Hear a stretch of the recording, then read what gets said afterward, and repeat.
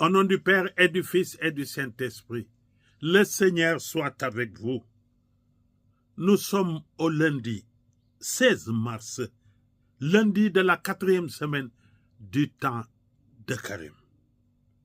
Frères et sœurs, l'évangile que nous voulons méditer aujourd'hui, en Jean 4, au verset 45, 43 à 45.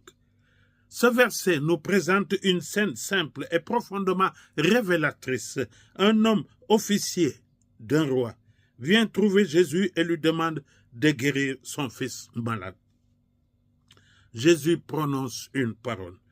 Va, ton fils vit.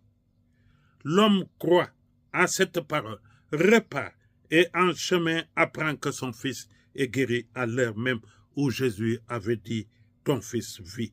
Il crut donc, lui et toute sa maison. Quelques pistes pour écouter et méditer ce texte aujourd'hui. D'abord, la puissance de la parole de Jésus. Remarquons d'abord que la guérison se produit à distance. Se produit à distance. Jésus n'a pas besoin d'être présent pour que sa parole agisse. Cela nous rappelle que la parole du Christ n'est pas pure information. C'est parole vivante, sa parole agit. Sa parole est efficace et capable de transformer la réalité. Dans nos vies, frères et sœurs, il arrive souvent que nous attendions des signes visibles, des preuves matérielles. Ici, Jésus nous invite à croire sa parole, même quand nous ne voyons pas encore l'effet. La foi, frères et sœurs, n'est pas aveugle.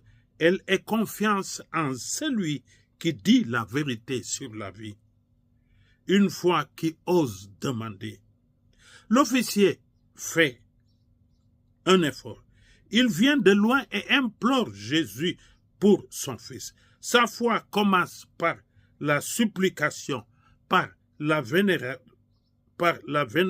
vulnérabilité. Beaucoup d'entre nous hésitent à demander au Seigneur par peur d'être rejetés ou ridiculisés.